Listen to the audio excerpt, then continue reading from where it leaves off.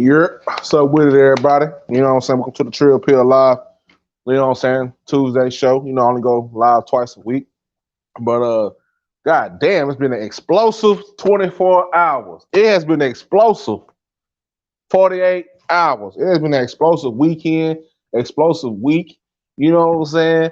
We're gonna get right into it, but you know, I gotta get my little shit off, my little stories and whatnot. Then I'm gonna say what I have to say about the rest of this bullshit that's going on in these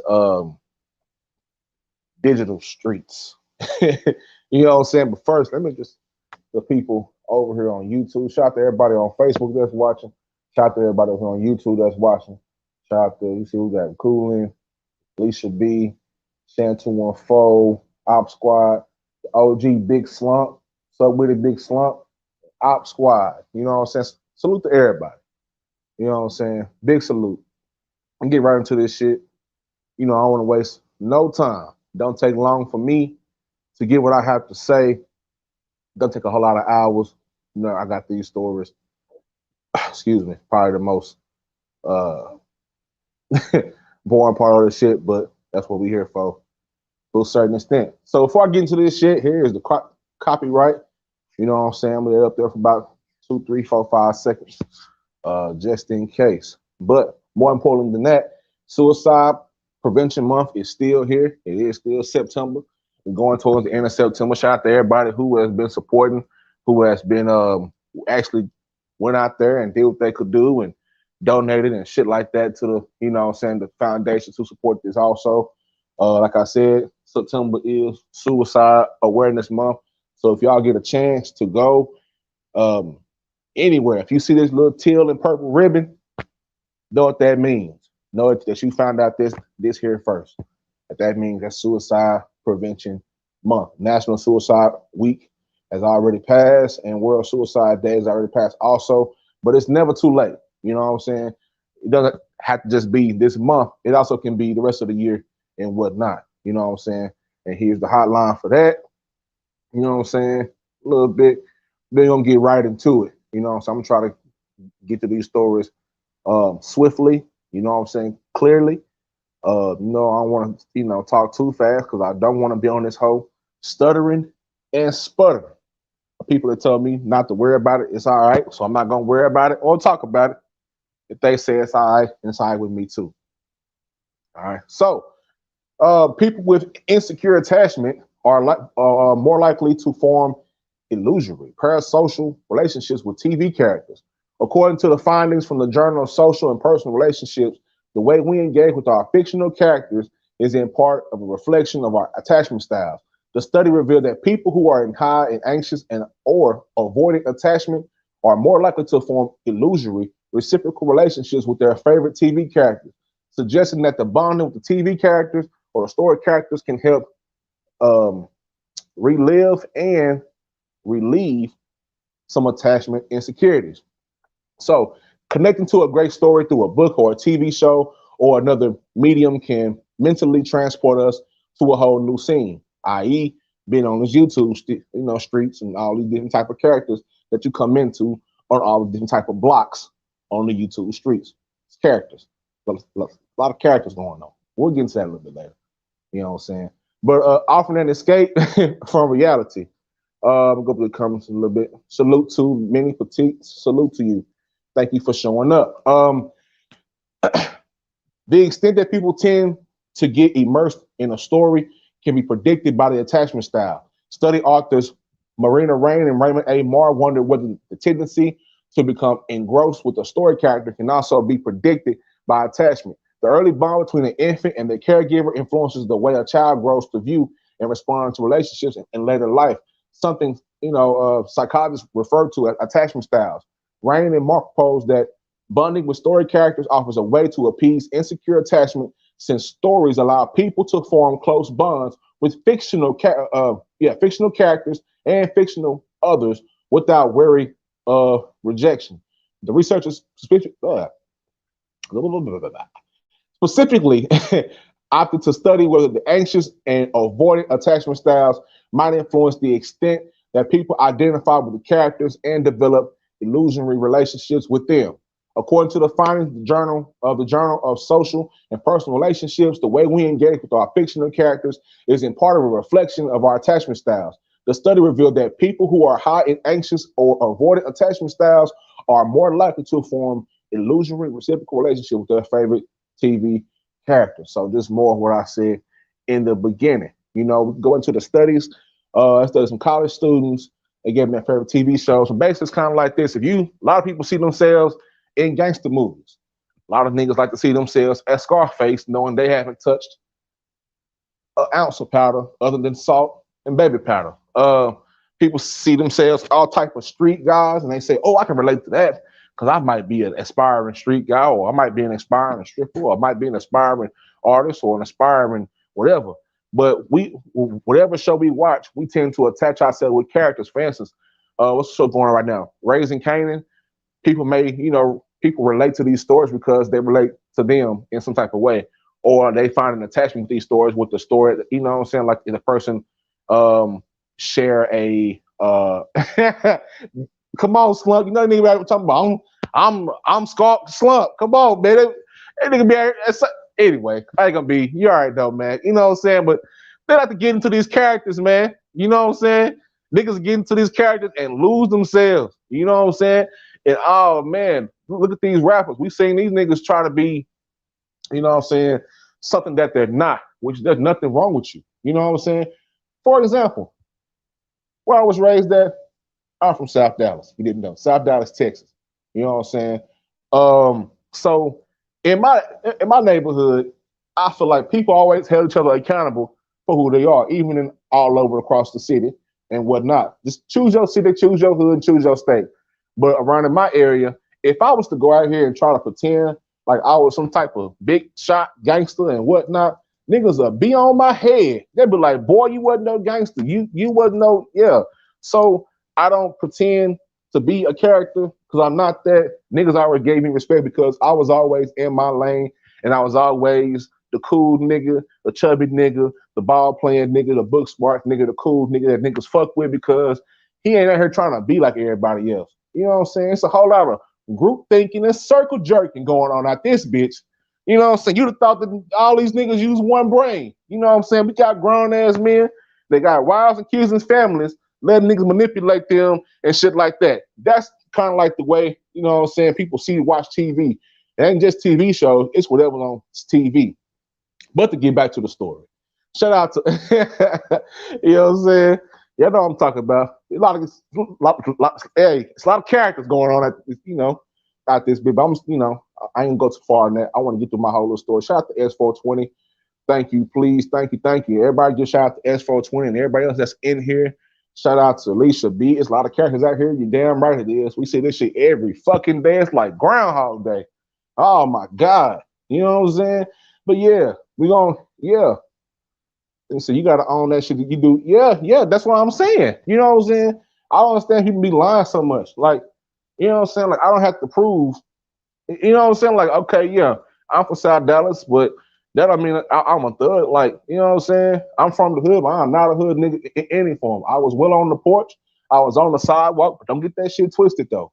You know what I'm saying? I got respect from a lot of people because I've always been myself, and I felt no need to attach myself to something that's not in my lane. You know what I'm saying?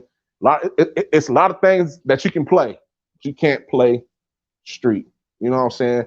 Those don't end up that long, but we see this shit on YouTube every fucking day.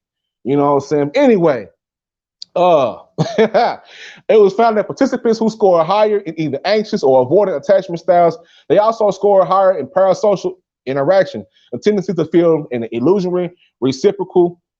Oh man, my boy said a lot of buddy hustling. Oh man, what's up, D?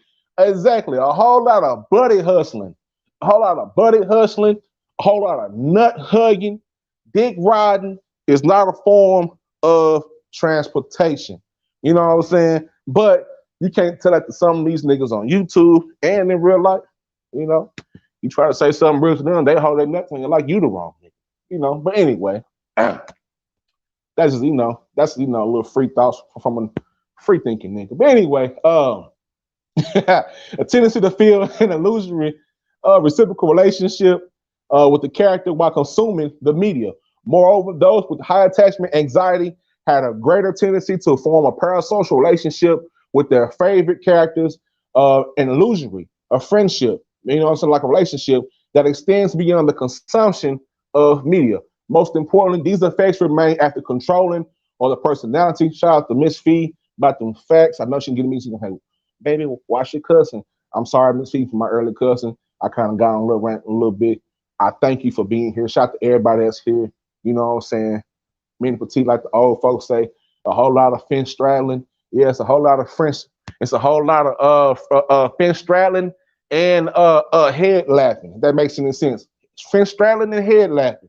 Nobody can think for themselves. But anyway, look, the authors took these findings as evidence that the way people engage with characters is aligned with their social experiences in the real world. For example, people with attachment anxiety tend to crave warmth and attention from their intimate relationships and parasocial relationships that might provide a safe avenue for them to achieve this. People with avoidant attachment, on the other hand, crave distance from relationships and may find solace in identifying with characters that enjoy independence and autonomy. Second studies offer that the evidence for this idea that engaging with the story characters and attachment concerns, this time, they can, you know what I'm saying? They just get all overly attached. It's a big ass paragraph going to the next story. I really want to get to the end of this shit because the next story is more exciting. We're talking about Molly. You know what I'm saying? Talk about this, right? And talk about Molly. No, hold up. For y'all get this, you know what I'm saying? Before y'all get to say, whoa, what the fuck? I thought this was a mental health shit. I thought we were gonna talk. Yeah, it is. Just hold the horses. You know what I'm saying? I hope this is not triggering nobody. You know, you know what I'm saying? Just everybody just relax. You know what I'm saying?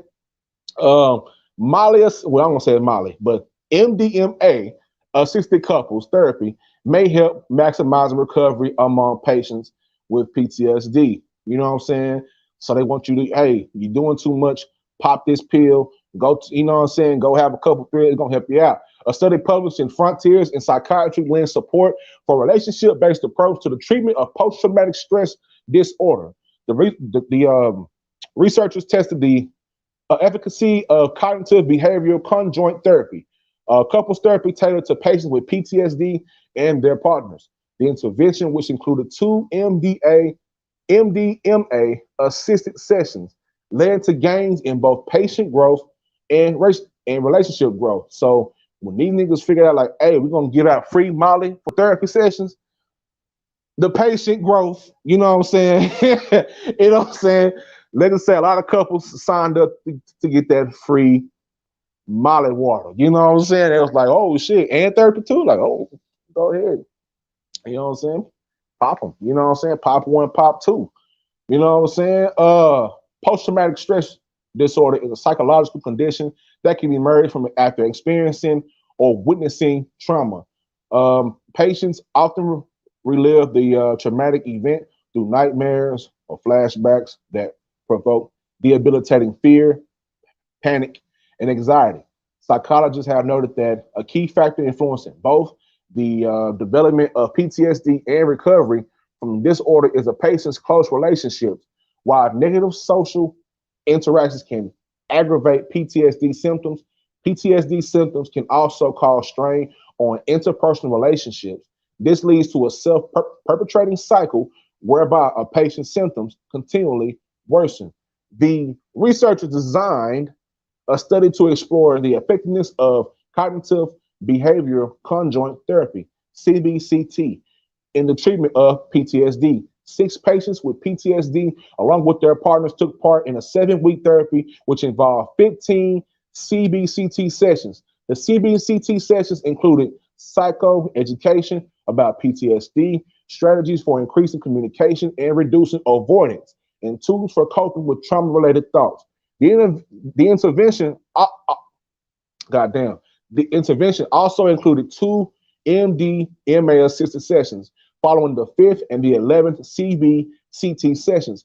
MDMA, a psychoactive drug commonly referred to as ecstasy. Come on, if you're from Texas, you're from the South, you know this song. You know what I'm saying? If you behind this screen, say with me. Come on, baby, power up with me. I just popped me your ecstasy. Come on, man. Y'all know what the song is. You know what I'm saying? So what you think? I know I ain't the only nigga in here that done popped the ecstasy before. You know what I'm saying? Hey, you know what I'm saying? I ain't do it, my friend. Getting freaky, going to make a porno. Come on, man. Throwback Texas shit. RIP to Big Mo. Shout out to the Rec Shop. You know what I'm saying? This is Trill Pill Podcast. So, you know, I'm going to tie everything together with everything being trill.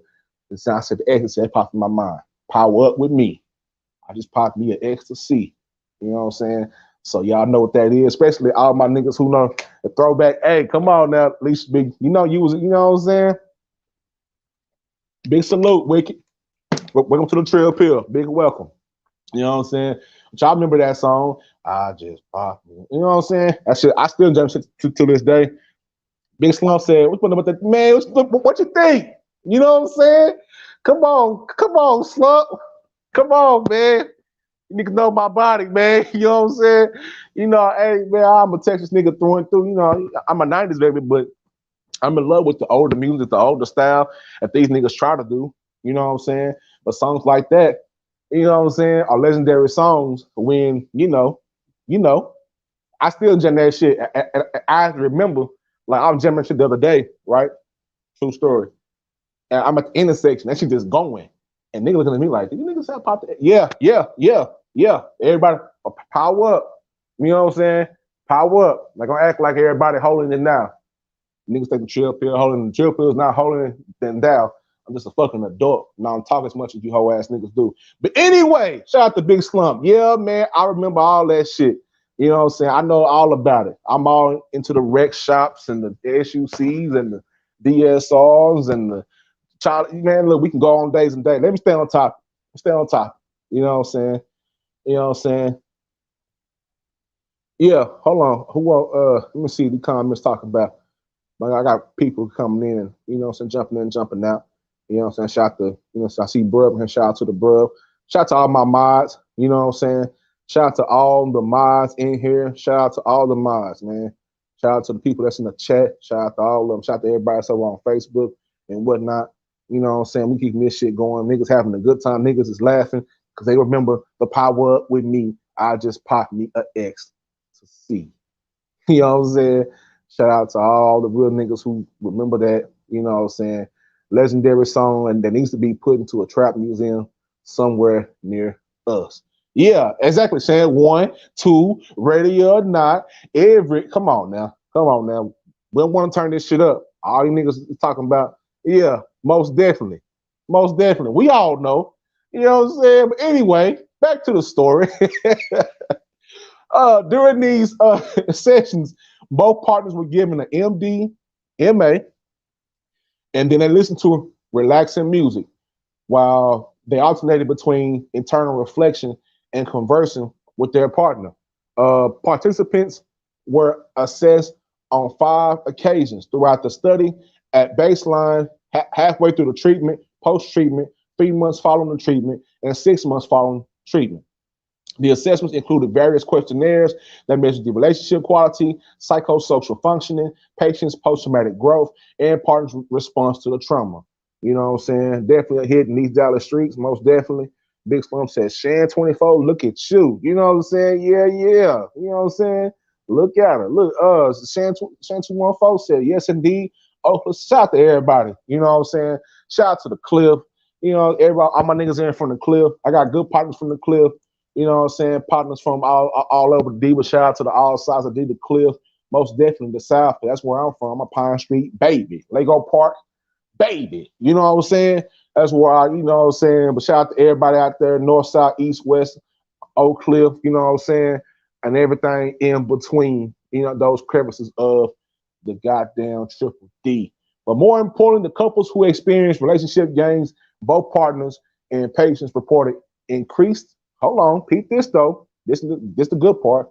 Both partners and patients reported increased intimacy and increased relational support. So they got their freak on with the Molly. Of course, they better get their freak on. They got free Molly. Partners additionally reported that conflict had improved with the relationship. Of course, because you fucking a whole lot more. Now, moreover, these possible outcomes were maintained during the follow-up period. The doctor said that the overall findings suggest that CBCT combined with MDMA sessions can lead to improvements among both patients with PTSD and their partners by targeting the individual and relational functioning simultaneously. The authors wrote that this intervention has potential to maximize recovery from trauma and enhance present living for those with PTSD and their loved ones. So, look, everybody who ever been on the Molly or ever did something like that, y'all will understand. Excuse me, what that experience is like, and take that experience and put yourself in therapy. And shout out to the people who did that because that's some therapy that I am very much interested in for research purposes. You know what I'm saying? And things of that nature. All right. So this next story, people with dark personality traits are more likely to meddle in romantic relationships of their friends and family. If you don't recognize this scene right here, this is from Deliver Us from Eva. And you know she was being messy as hell and she was trying to break up whatever was going on until they put Ella on and Ella worked her down and knew that all she needed was a little bit of thrapping. You know what I'm saying? So people with dark personality traits are more likely to meddle in romantic relationships of their friends and family. People with dark personality traits are more likely to meddle in their romantic relationships. You know what I'm saying? I just read that shit twice. Anyway, move down a little bit. People with darker personality traits tend to report interfering in friends and family members' romantic relationships more frequently, according to a new research published in the Journal of Social and Personal Relationships. The study indicates that those who attempt to undermine relationships that they disapprove of are more likely to exhibit a set of personality characteristics known as dark tetric traits. As a social psychologist, I studied the dark side of romantic relationships, including people's prejudice towards couples, said lead researcher Brian Collison. He's an associate professor at Azusa Pacific University over there in California. I think it's somewhere around Pasadena, I think. And although friends and family can be a tremendous source of support, they can also be a tremendous source of disapproval. So in this article, I explore the types of friends and family which are most likely to try to break up a disliked couple by interfering in their relationships. Now, I'll let y'all know. Hold up with me. We all been in relationships that people haven't approved of, and I don't know how many of y'all have been in a relationship or are currently in a relationship that people try to, you know what I'm saying, get down and dirty. And you probably had a big sister or a big sister like this, like Gabrielle Union in this wild picture. Hey, but it relates though. This shit funny as fuck. Yeah. Hey, everybody welcome to the Trill Pill. You know what I'm saying? Please like and subscribe. Make sure you hit that, you know what I'm saying, that note button. Like S426, you got this. It's very simple. You know what I'm saying? Hit that notification bell. The Cash App is rotating at the bottom. If you would love to donate to this podcast. I appreciate everybody's support. I appreciate everybody that's in here on this side and the Facebook side. You know what I'm saying? I highly appreciate it. Y'all know how much it means to me to have two people listen to what the fuck I'm trying to say. You know what I'm saying? But that's what I'm saying, some real shit. You know what I'm saying? Some trill shit. And I'm mixing it in with a lot of mental health shit. It's, it's not gonna lie. Hold on, let me take a little minute out real quick. Hold on, let me slow down. Let me slow down a little bit. Get some water. Hold on.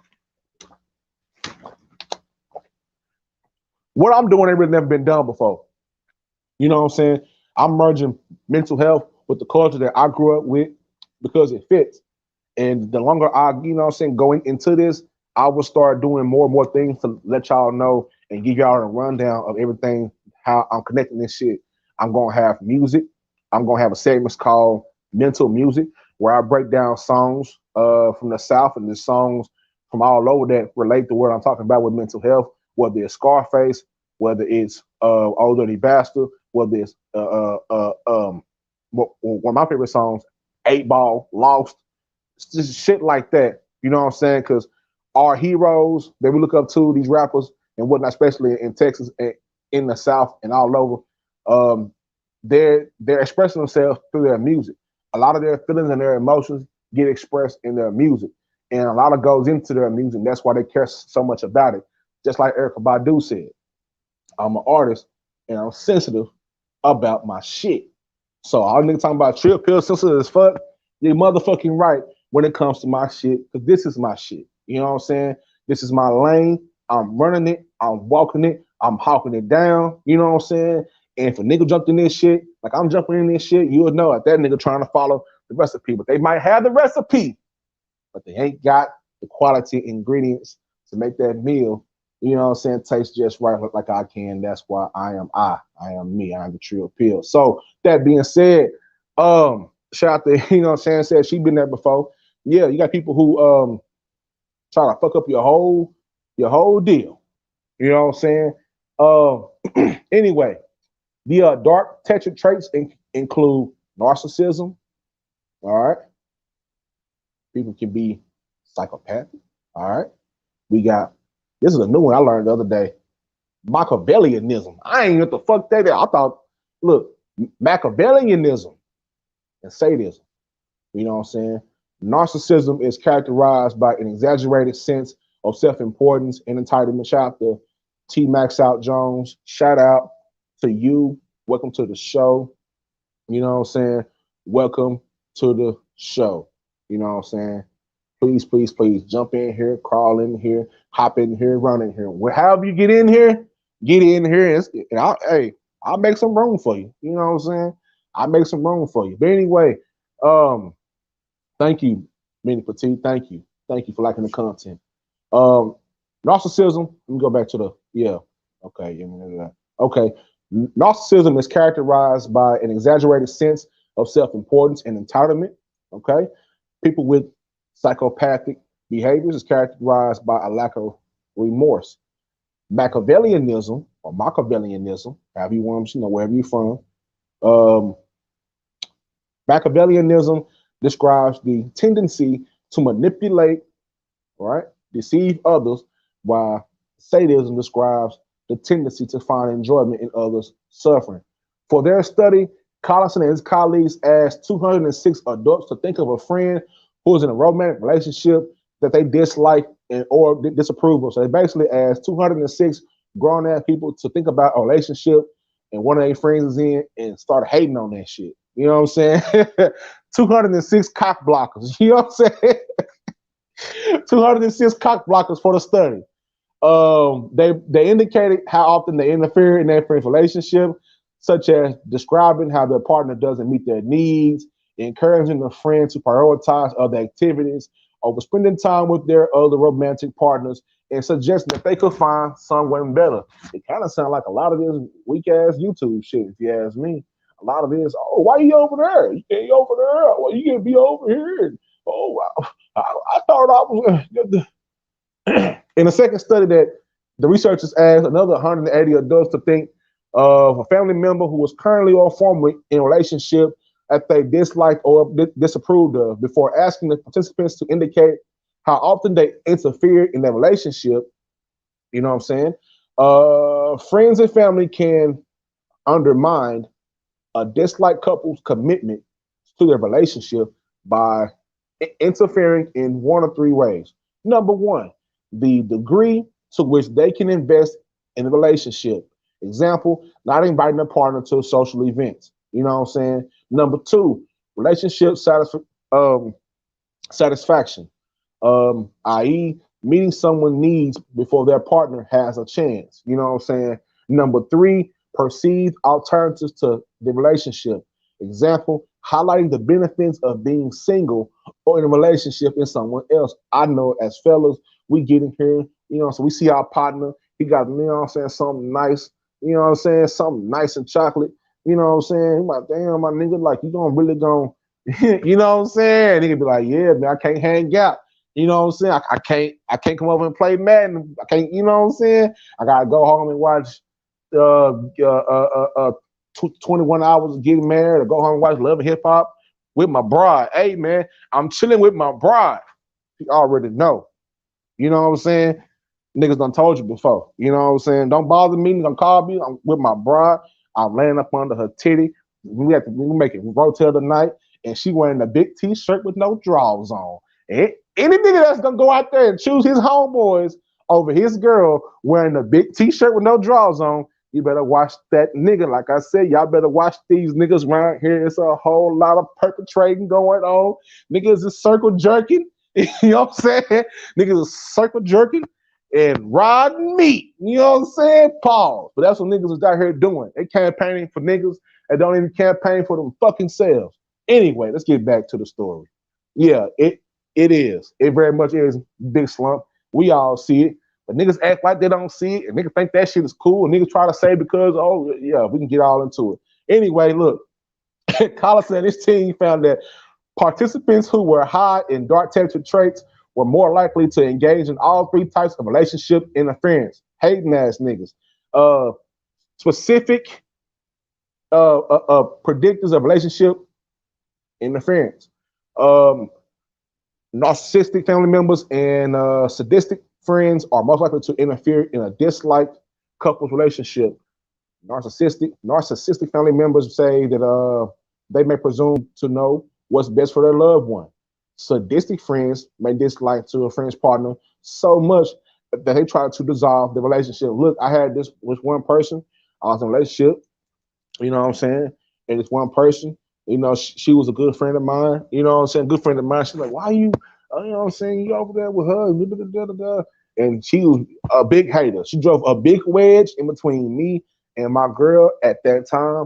And she acted like she didn't like me at all until that shit was over with. Then she tried, you know what I'm saying, to sneak up on a nigga and give a nigga the goods. You know what I'm saying? Like my nigga Trigger say, the cool pappy. You know what I'm saying? I heard that shit on Trigger channel. I said, oh shit, that's a new one. The cool pappy. So I stole that from Trigger.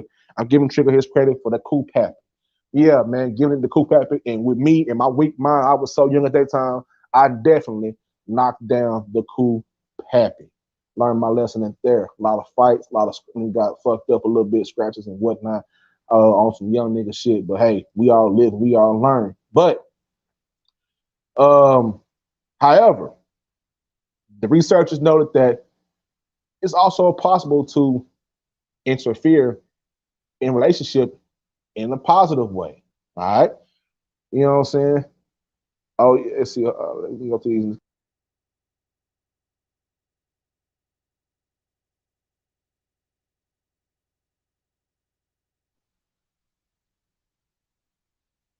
Yep. Let's see. You know what I'm saying? Yeah, we all have a dark side. Yep, we all do. But we be in here hating like a bill. I ain't gonna lie. Watching my brother with a new, I'm like, man, I don't like her, bro. You know what I'm saying?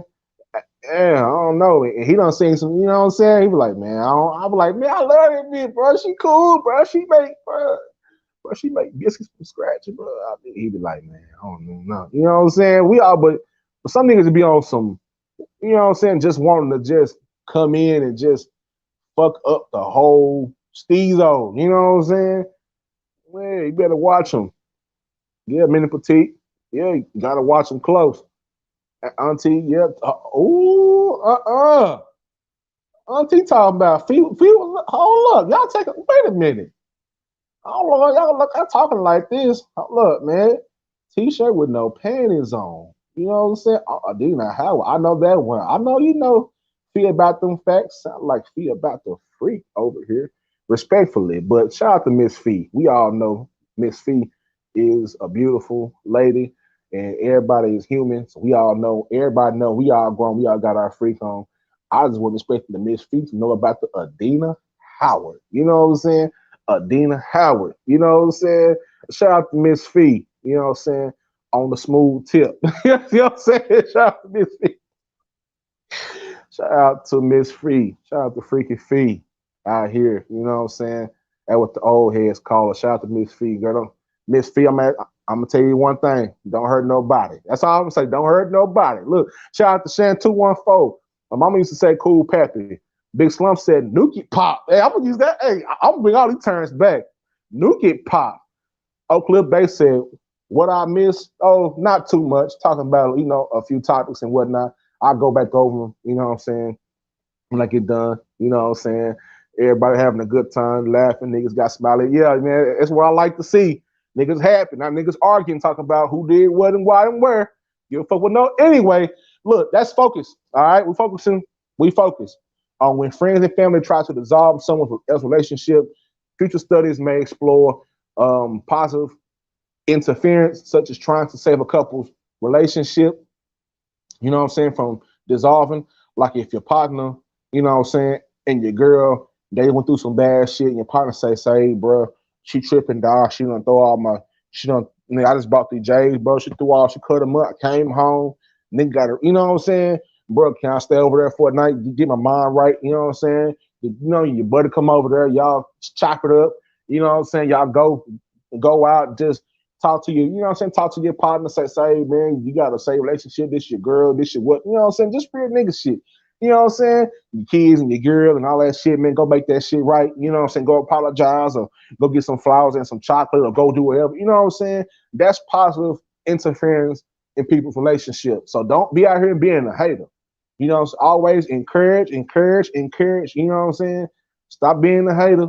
Stop trying to make your partners get away from, like, I'm not gonna lie, the niggas who out here trying to tell y'all better watch them. You already know where I'm going with this. I can't get it out because you already know where I'm going with it.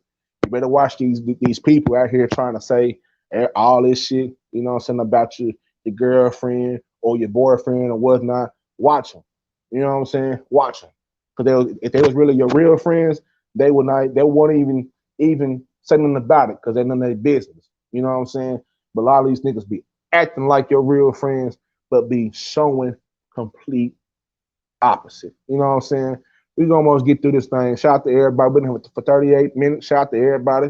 You know what I'm saying? As for 20 said, cootie pie.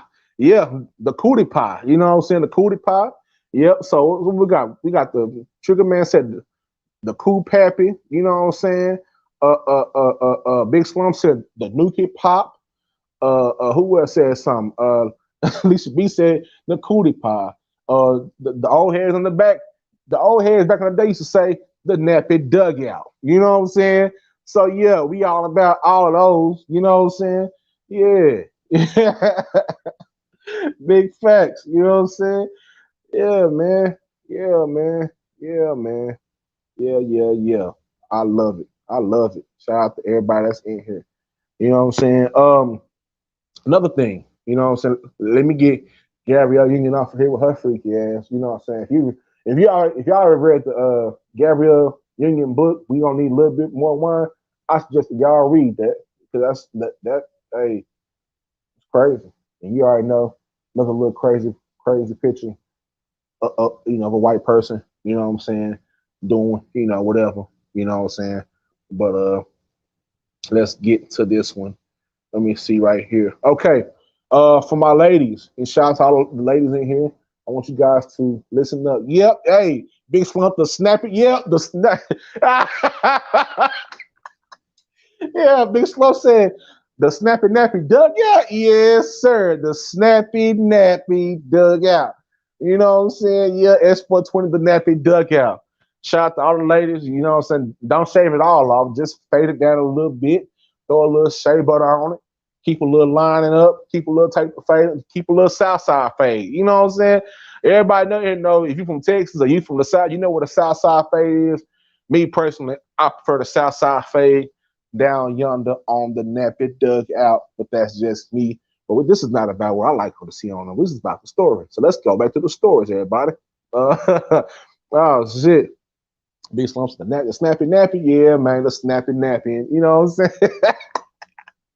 Hey, man, hey, look, but real shit. Hey, for the ladies, oral contraceptives used to link to increased risk of suicidal behavior amongst young women.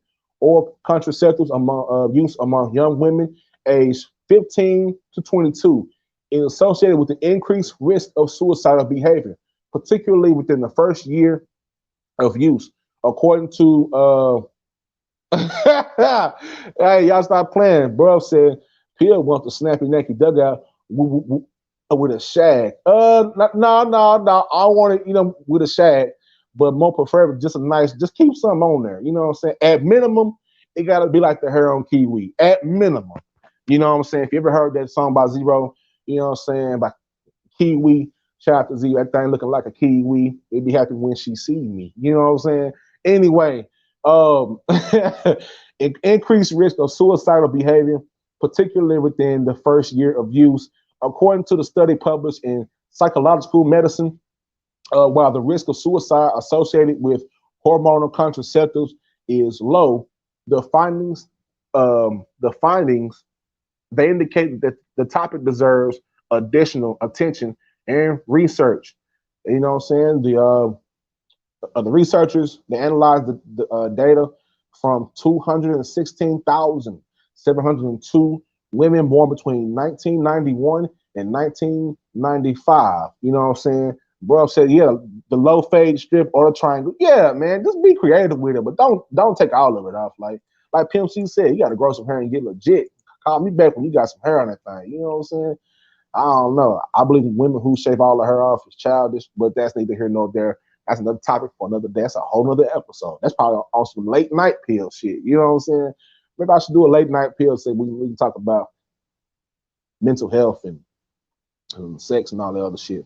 That's a good idea, man. I might do that. But anyway, I think the women like that. You know what I'm saying? I might pull up. Never mind. Anyway, approximately 45% of these women use combination pills during the observation period.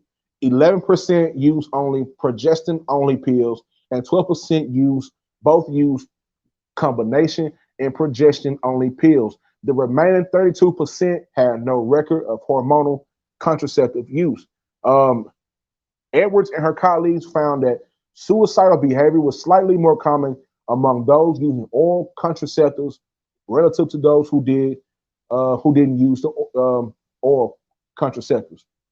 The risk of suicidal behavior declined with increased duration of oral contraceptive use.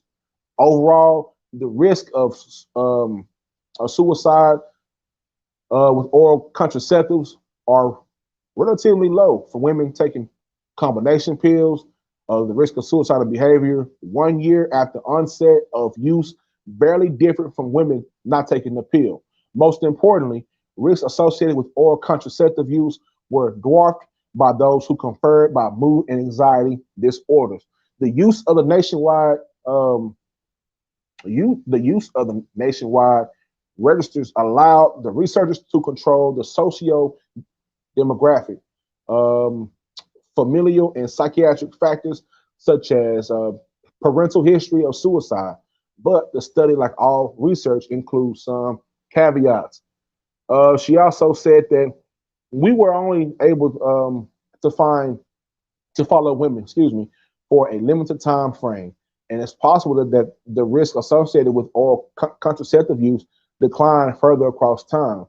We also weren't able to compare women who took combination or progestin only pills with those who use other types of birth control, i.e., condoms, IUDs, and etc. You know what I'm saying? You got the NuvaRings out there. Of course, you got the rubbers, but they got the NuvaRings and the IUDs and whatnot. Most importantly, Remaining questions include whether there are differences in risk as a function of sexual activity. Not everyone taking the pill is sexually active.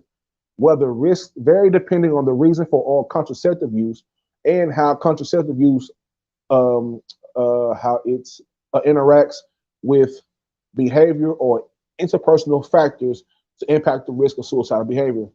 Shout out to Shantae. Shout out to Shantae. Shout out. Thank you for coming.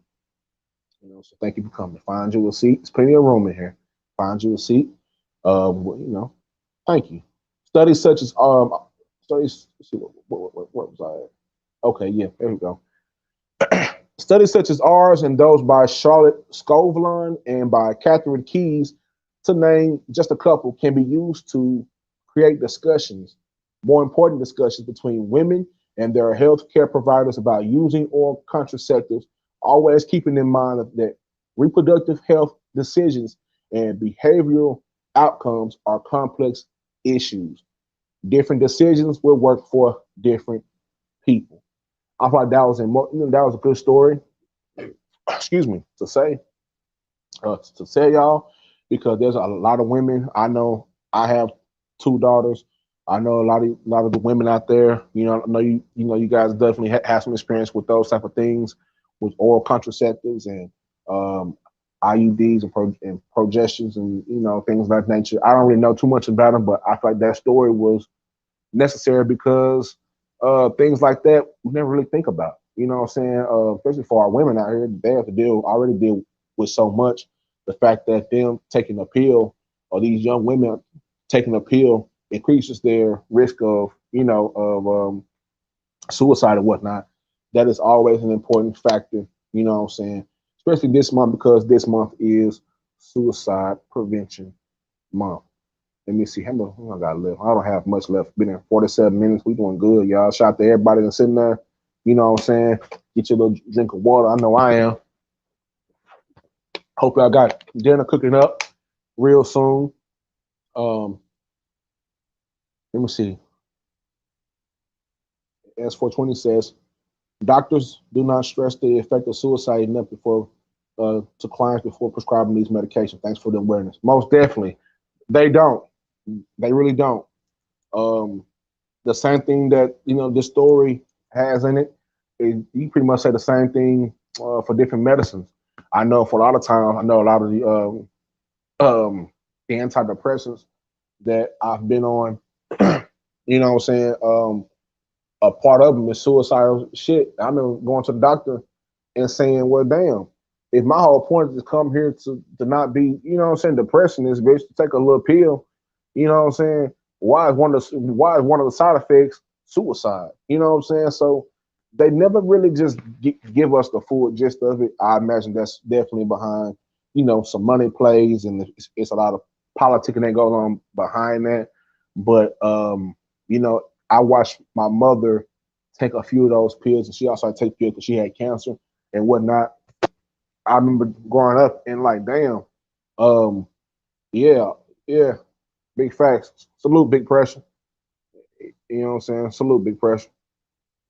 Pharmaceutical companies are big. Yeah, it is big business. You know what I'm saying? It was a point in time where they was, trying to hand out these opiates, like Skittles and shit. They was giving niggas 200 pills at a time. I'm like, damn.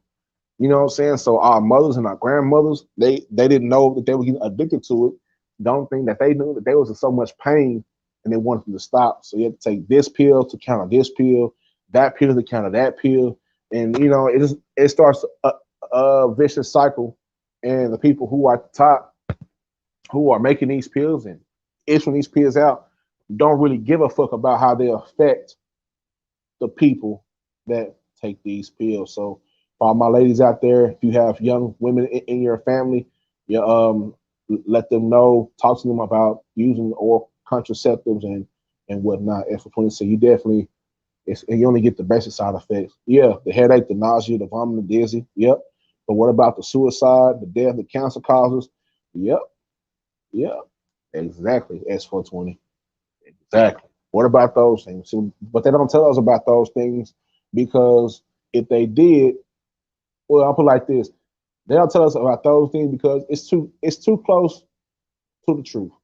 You know what I'm saying? It's too close to the truth. You know what I'm saying? Auntie Fee said, speak the truth.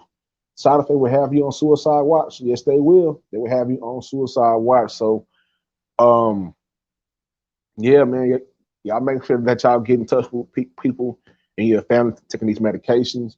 I know sometimes they are a part of our lives, but at the same time, a lot of these pills that they want to tell you are a catalyst to us meeting our demise earlier than we are supposed to. You know what I'm saying? A lot of these shit don't even belong in our fucking body. You know what I'm saying? But teacher said, you know what I'm saying? Let's talk about this topic, right? Yeah, you know what I'm saying? A tendency to focus on the past plays a key role in increasing depressive symptoms amongst the individuals with childhood trauma. Wang, later named Wang and her team said the time perspective therapy may offer a potential treatment option to prevent the development of depressive symptomology among at-risk individuals. For example, people with a history of childhood trauma. Major depressive disorders, also referred to as clinical depression, is one of the most prevalent mental health issues around the globe. A characteristic feature of MDD is a history of childhood trauma. Uh, uh, Although the mechanism through which the trauma influences depressive symptomology is unclear. Study authors Yin Yang Wang, a lot to you not as that is her that's her name, Yin Yang Wang, and her team proposed a personality factor that might play a role in this link between early trauma and depression. Time perspective, a person's tendency to orient their thoughts toward the past, present, and future. An abnormal time perspective, namely an increased focus on the past, has been linked to both childhood trauma and depressive symptomology. With their study, Yin Yang Wang and her colleagues wanted to explore whether a focus on the past is the consequence of depression or a separate trait that is present before depression emerges. To explore this, the researchers recruited a sample of 93 patients with MDD and 69 patients which are controlled. Hold on. Okay, we're back. Um, 93 patients with MDD and 69 controlled subjects who had no known psychiatric diagnosis and minimal depressive symptoms. All participants completed a self-report questionnaire that measured 5 types of childhood maltreatment and the 5 time perspectives of positive past, negative past, uh, what's this, hedonistic present, fatalistic present, and future. Again, the 5 types of childhood maltreatment and the 5 time perspectives of positive past, negative past, fatalistic present, hedonistic present, and future. As expected, participants with depression showed a greater tendency toward a negative past perspective. I often think of what I should have done differently in my life, type of shit. You know what I'm saying? And let's see, a typo through there. A fatalistic present perspective, which is like, for example, my path is controlled by forces I cannot influence. That's exactly what some people will say that have a fatalistic present perspective. When compared to participants without depression, they also showed a lower tendency toward positive past, and it gives me pleasure to think that, think about my past. So that's like when you are doing good, when you are in a better headspace, you think about your past not as well, you acknowledge the struggle, but not only do you acknowledge the struggle, but you are proud of your struggle and you are proud of what you've been through to get you to that point, with your partner or whatnot. And future perspective, when I want to achieve something, I set goals and consider specific means for those reaching those goals. So I think because we're all human, we've all been through those 5 types. You know what I'm saying? Like, we've all been to places, very dark places that we've all been to, especially when we get into relationships. And one thing we have to be careful is that we don't carry our childhood trauma or our previous relationship trauma into a new relationship. You know what I'm saying? I think that is very important that we don't do that because, I mean, it's kind of like it's kind of like dragging you. You know, it's kind of like walking through the mud, and your mama just laid down new carpet, and you walking in the house, just fucking up the carpet. You know what I'm saying? You bringing that old shit into this new shit, and you clogging it up. You know what I'm saying? You fucking it up already. You know. Let's get back to this. S420 said, believe it or not, something basic as a kid who has grown up with a parent incarcerated is a childhood negative impact that can affect a person's future perspective and their actions. Absolutely. Absolutely. Absolutely. It is. You know, that's important, especially when we talk about, you know, like us, you know what I'm saying? Like us as far as my people, my black people, and everybody else. You know what I'm saying? Black, white, it don't really matter. These things don't really matter as far as race concerns. Let me not include black and white. If you are a person who has dealt with some childhood trauma, those things can affect, you know what I'm saying, your future, whether it's, you know, incarcerated parents like S420 said, you know, or a broken home, you know what I'm saying, things like that. A lot of these things are factors that sometimes if we don't stop to realize that they are affecting us, we'll never fix, and we'll keep continuing wondering why we are always striking out in our relationships. You know what I'm saying? And shit like that. Um, next, mediation analysis offers support for the model whereby time perspective mediates the relationship between childhood trauma and depressive symptoms. The more childhood trauma in a past, the more they focus on the past over than the present and the future. I'm gonna read that again. That wasn't clear enough. The more childhood trauma in the past, the more they focus on the past over the present and the future, and the more they show severe depressive symptoms. Interestingly, this effect appeared to be driven by participants with MDD. Childhood trauma was tied to increased negative past, the fatalistic present, the hedonistic present perspectives, and a lower positive past perspective, but only the subjects with MDD, you know what I'm saying? The childhood trauma was not associated with the abnormal time perspective among healthy subjects, and this suggests that people can experience childhood trauma without developing an abnormal time perspective or subsequent depression. But finally, they wanted to investigate further on time perspective differences. You know, they started to emerge as people got older. You know what I'm saying? Especially with depression. To explore this, they had half the patients with depression go through a 5-day therapy that involved transcranial magnetic stimulation (TMS) of the dorsolateral prefrontal cortex. They found that while TMS therapy successfully reduced depressive symptomology, it did not affect the patient's scores on the time perspectives inventory. Most importantly, this suggests the time perspective differences were not a consequence of depressive symptoms. Instead, they likely represent a basic trait marker that underlies depression and is present before depressive symptoms manifest in light of these findings. So, most importantly, we all have different traumas in our life. We may have childhood traumas. It is very important that we do our best to acknowledge those through the awareness, especially the younger we acknowledge our emotion. That's a big thing. And I got one more story, and then I'm gonna open this thing up. But look, a lot of us don't really like. For instance, I'm 31 right now. I was 26 when I started. Well, I was 22 when my mother passed away and whatnot. I was 27 when my grandmother passed away. But it took me years.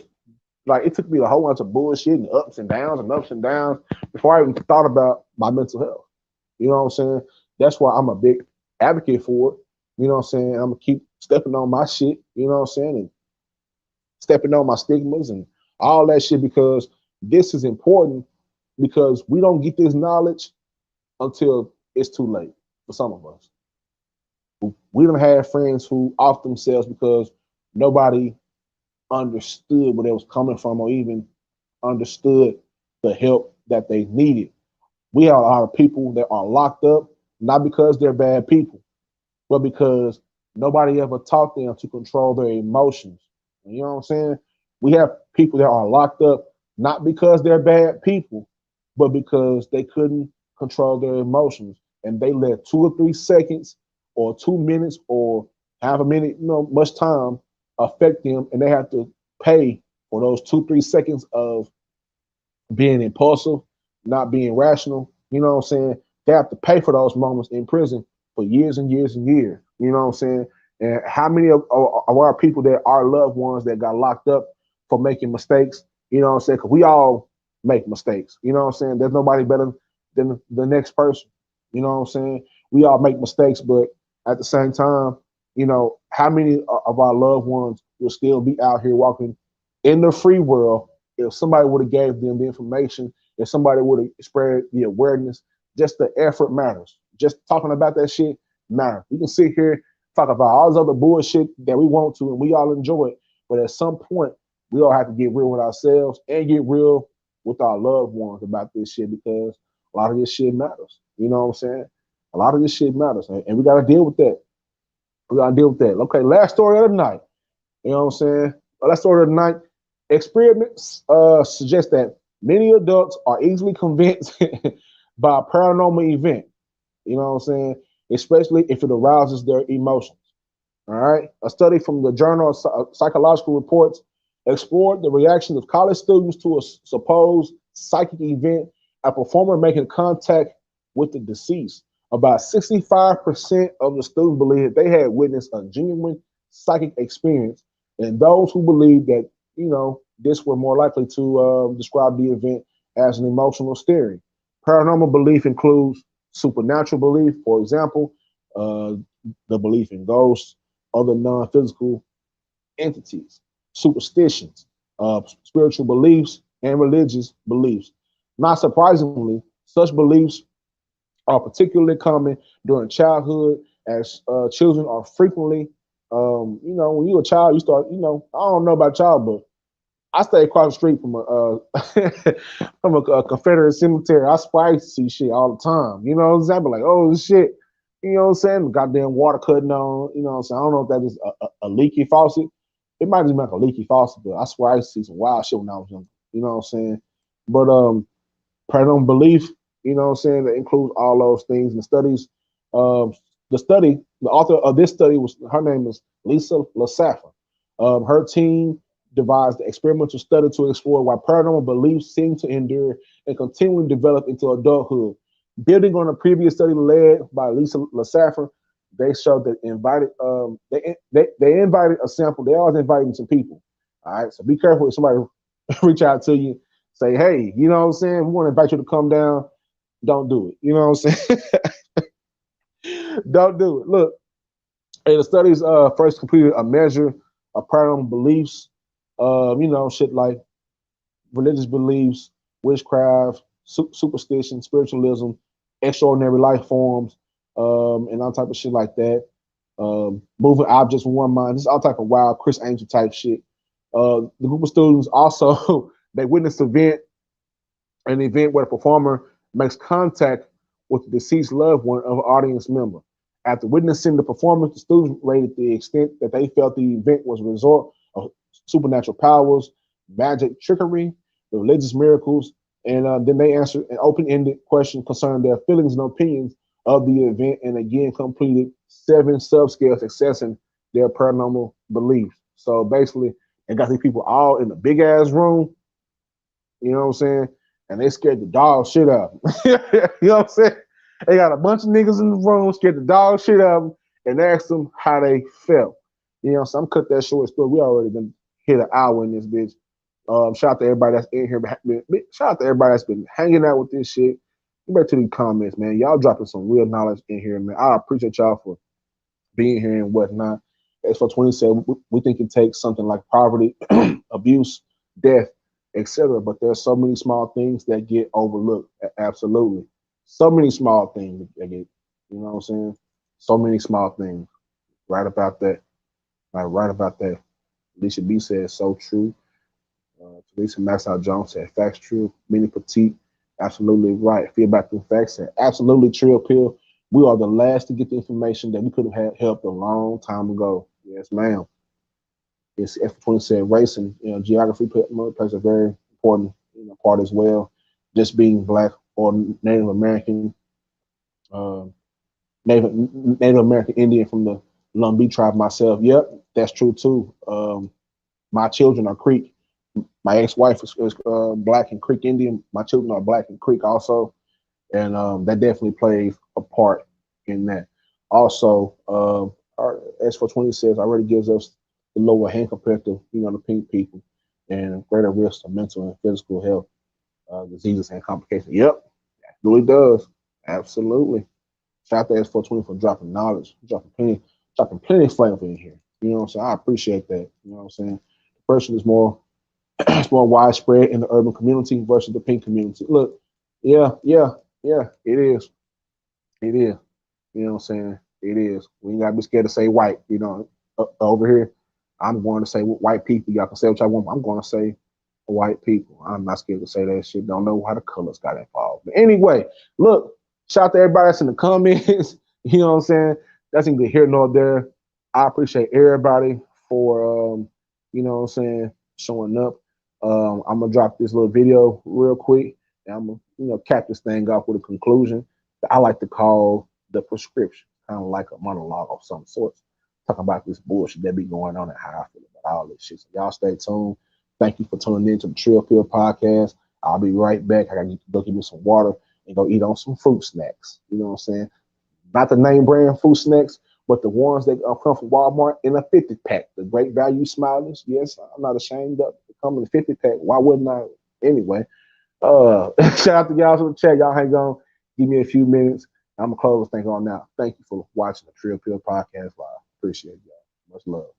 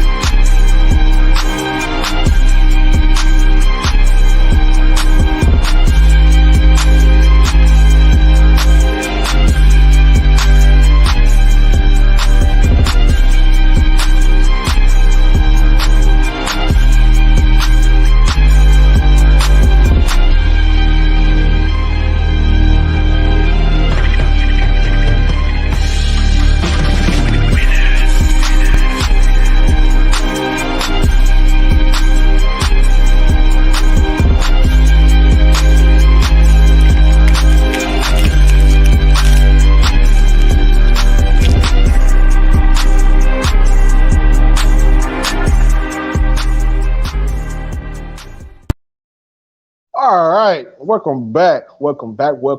You know what I'm saying?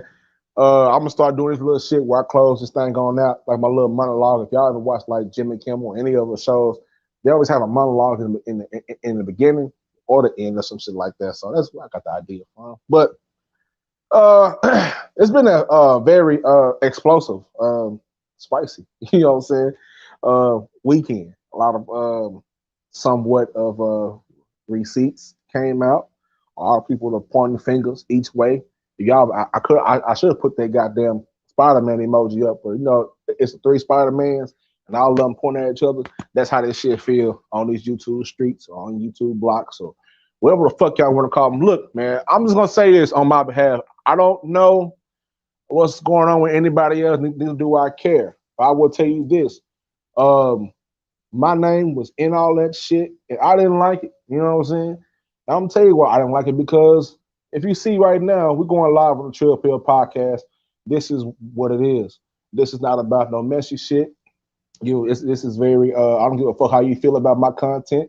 If you like it, pull up. If you don't, pull out. You know what I'm saying? But this is what it is. You know what I'm saying? This is my shit.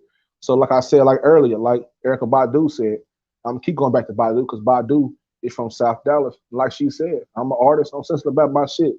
So I'm a podcaster and I'm sensitive about my shit, which means whenever I see my name logged in with some shit, basically I know it's fuck shit. First of all, off the bat, I know it's a reach, right? It's a reach. You may be like, damn, Trill, how you feel like, why you feel like, it's a reach? Well, because I stay out the motherfucking way. You know what I'm saying? I have learned my lesson of trying to uh be the glue and be the good person. And hey guys, let's all put it together and fuck all that shit. You know what I'm saying? Because every time I turn around, my name is logged in about some shit. And it's fucked up that some of the same people who say they support me and shit like that are some of the same people who know a lot of this shit, a lot of this messy shit goes on and doesn't go out their way to clear their name because I would do the same for them. But that's how it is. You know what I'm saying? At the end of the day, I don't know any of you guys, although I have met some very genuine people on this here YouTube. I have met some great people over here, and I'm not going to let a few people's actions dictate how I feel about everybody else.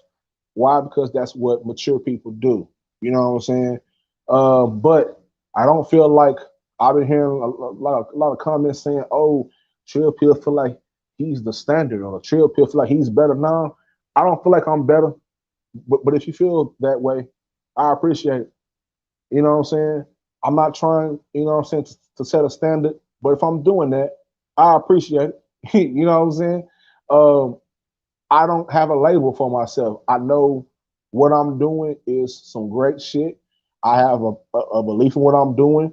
I have people who watch, you know what I'm saying, my show, listen to my podcast, and my friends, my family, and they'll tell you exactly who I am, how I rock, these niggas from the sandbox, and shit like that. So there is nobody on YouTube that's going to tell me how to run my shit. There is nobody on YouTube that's going to tell me what's right and what's wrong because there's all that bullshit that some of y'all are talking about. What's right and what's wrong, and if you don't do this shit right here, then you ain't no real nigga. Or if you don't say this shit right here, you don't have no voice. Look, there's all of that shit, and then over on my side, it's the truth. You know what I'm saying? And I'm addicted to the truth. I'm addicted to it. You feel what I'm saying? That's what that is. So I would appreciate who's ever running plays and whatnot. I don't know who run niggas talking about niggas running plays, but it's one thing to say you're running plays, and another thing to say, you know what I'm saying, you're not running plays. And it's another thing to execute those plays. You know, people who play sports understand what I'm saying. Um, while I'm sitting here watching all this shit, over here eating fruit snacks, you know what I'm saying? Sitting on my couch, and I turn on the TV and say, let me see what's going on in the motherfucking streets today, the YouTube streets. Not the real streets, but the YouTube streets. This fiction, this universe that y'all don't, you know what I'm saying? If y'all know, look, I'm about to get on my nerd shit right now, so bear with me. Look, right now there's an excellent uh animated series called Marvel What If. If you are a comic book fan, I went on this shit for a long time.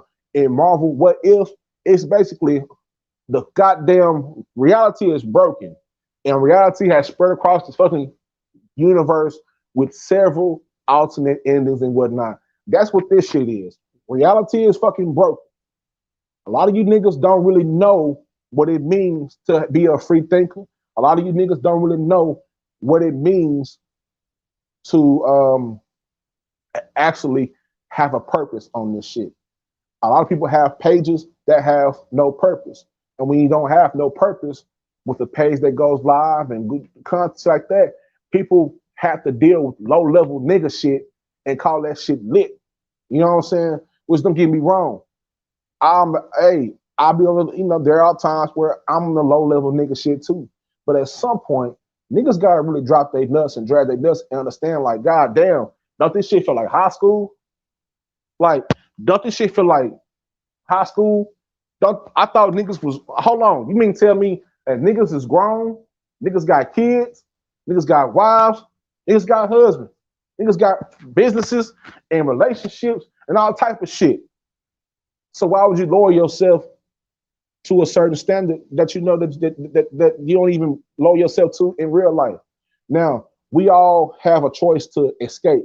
We all go through escapism. Apparently, one thing we all have in common is we like to escape through this itty bitty rectangle with the triangle called YouTube. Nothing is wrong with that. Get your troll on, get your grind on, get your drama on, and all that shit. But I'm just gonna say this, you know what I'm saying? when it comes to anything about the Trill Pill, I'm gonna tell you every fucking time, keep my name out of it. You know what I'm saying?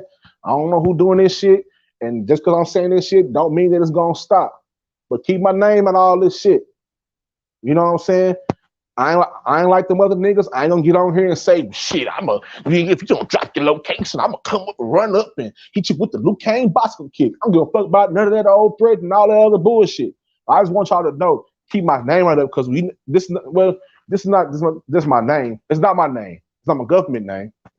You know what I'm saying? But Trill Pill is my brand. Trill Pill was built out of dark moments in my life and others' lives. That's why I say y'all go over and check me out on Spotify where I got my interviews like that with my brother, with people that I fuck with. You know what I'm saying? So y'all can get a better understanding on who I am. You know what I'm saying? And you can ask them and they'll tell you. This nigga Khalil ain't never been on no drama shit. You know what I'm saying? Because that's not me. That's just not me. A lot of this shit don't bother me, but when it comes to my name, yeah, it bothers me because I know where this shit was built from. You know what I'm saying? I didn't just pop up and just say, "Oh, I'm gonna just start it." No, I don't want to do that. And no disrespect to people who do that. You know what I'm saying? If this offends you, then fuck it. You know what I'm saying? Then fuck it. Eve said, "How do you feel about me?" I feel great about you. I don't have no bad feelings, you know what I'm saying, about you. You know what I'm saying? I'm just saying, we all sit here and a lot of this shit be going on and don't nobody ever say nothing.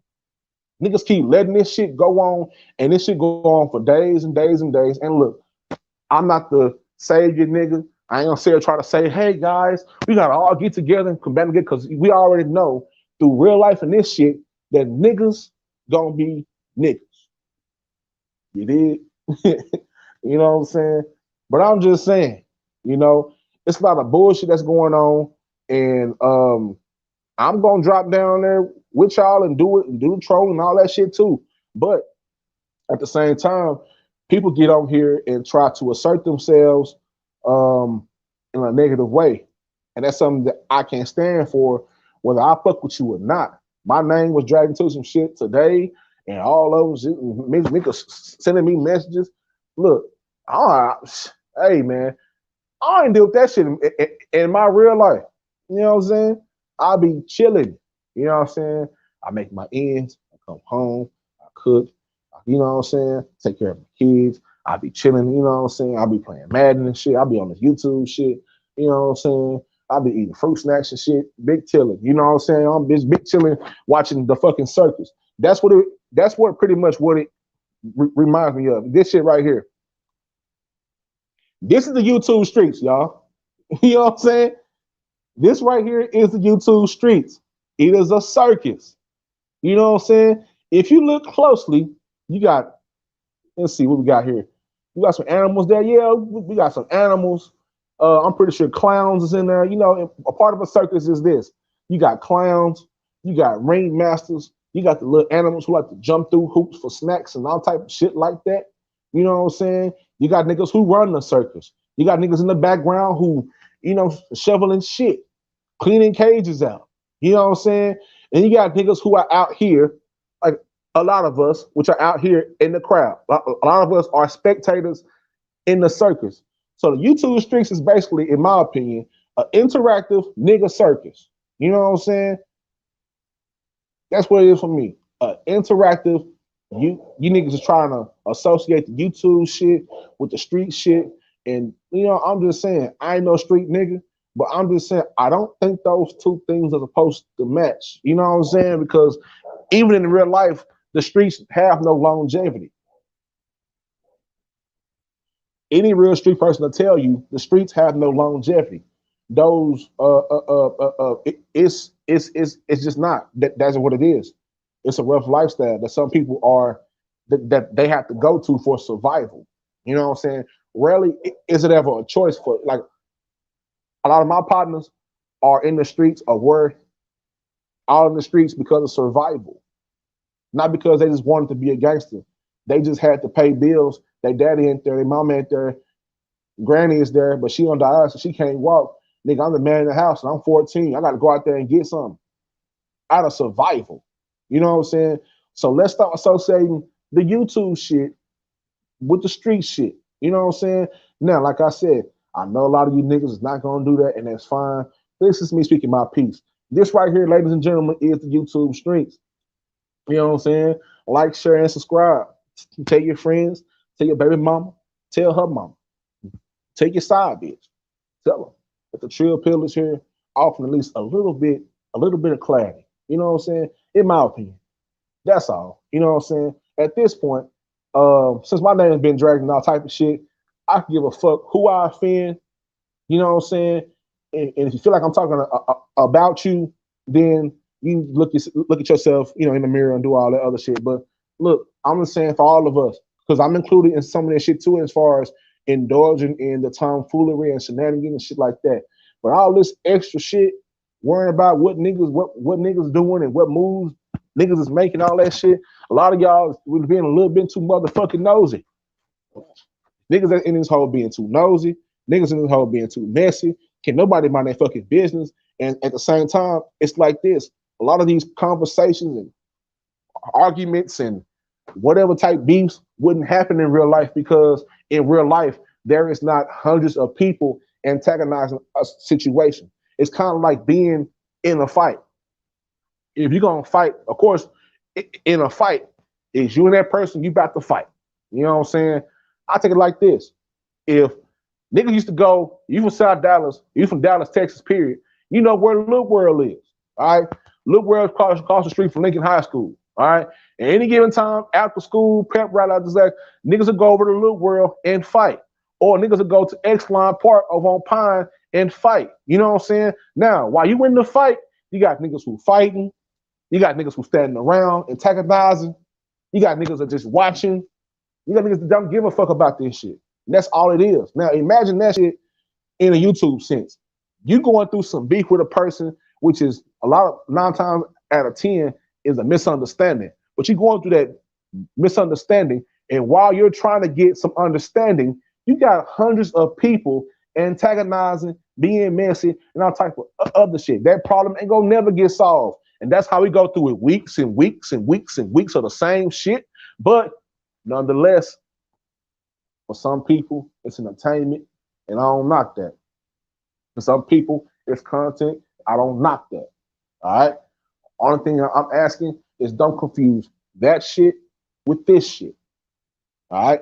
Fuck how you feel about it, because nobody ever cared about how I feel about it. I don't try to reach out and do all type of shit, but niggas keep thinking that this shit is sweet over here because, oh, he don't speak up enough. I don't have to. I say what the fuck I'm gonna say. I get the fuck on. If you catch it, it's good. If you don't, it's whatever. That's just how I feel about it. You know what I'm saying? And this shit is getting crazy. This is getting out of control. But you know what? At the end of the day, hey man, I'm just me. I'm the Trill Pill. You know what I'm saying? We're gonna get on and later on tonight and later on tomorrow night or whatever, it's gonna get spicy and spicy. This is gonna be a thing of the past. Nobody can give a fuck about it because whatever. But I just want to let it be known, because I rarely talk about the bullshit because I'm rarely on the bullshit. I try to keep my mind focused on the journey that I'm taking, the road that I'm taking, the path that I take, you know what I'm saying, to get to this point where I'm trying to spread my shit, broaden my audience, you know, so wherever I can, on YouTube, on Facebook. People over here watching, everybody over there watching. My family's watching this shit. My friends watching this shit. And they asking me what the fuck going on. And to be honest, I don't fucking know. But what I do know is my name. It's always getting drunk into some shit. I don't like it. The funny thing is, I can't stop it because it's the internet. You know what I'm saying? And the internet is what a lot of these niggas hide behind. You know what I'm saying? A lot of these conversations will go a lot different in person. You know what I'm saying? They wouldn't be all out. Niggas wouldn't be all yelling and screaming all that shit. Nigga yelling, screaming in my face, something gonna have to happen. That's just nature. You know what I'm saying? You don't never see 2 lions just yelling at each other for a long period of time. Nah, nigga, something gonna have to happen.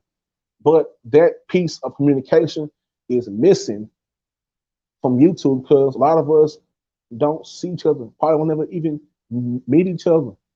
But that's, you know what I'm saying? And that's the irony in a lot of this shit. You know what I'm saying? It's a lot of talking that's going on. I don't talk much because why? You know what I'm saying? Unnecessary. Shut the fuck up. Just wasting breath. And that's another thing. I've lost enough people in my life. Just lost a partner last week to some bullshit. I don't know how long I got on this earth, right? We all don't. It's at random. But the last thing I would want to be, I wouldn't want to be remembered by a whole lot of drama. I want to be remembered by how respectable I was, how loving I was, how caring I was, shit like that. You know what I'm saying? So that's how I keep this shit in mind, and that's how I keep it at levels. And some niggas are gonna say, "Oh, it ain't that serious. It's just YouTube." But if it's just YouTube, then why you niggas over here acting like this shit's the fucking streets, nigga? Huh? You know what I'm saying? And like I said, I'm not a tough nigga. I ain't never tried to be. Never been no thug. Never wanted to be. But at the same time, when my name's being dragged into all this shit, I'm not gonna lie. It sets my anxiety through the roof because I automatically go to thinking, now who the fuck is, you know what I'm saying? I've already dealt with one one situation, you know what I'm saying? And some fuck shit that went on. My name was dragged in that. You know what I'm saying? And contrary to popular belief, niggas want to believe whatever they want to believe about me because that narrative is being pushed from wherever. I don't know where it's coming from. You know what I'm saying? So I know we all having fun and shit like that. And I'm not here to be a party pooper. You know what I'm saying? I'm not here to rain on nobody's parade. I'm not your daddy. I'm not your motherfucking, you know, I ain't your motherfucking daddy. I ain't your nigga. If you want to fuck with me, get behind the scenes, you know, shit like that. But you know what I'm saying? I got pictures and videos ready. But anyway, long story short, look. Shout out to everybody that pulled up to the Trill Pill. Shout out to everybody who received this great message.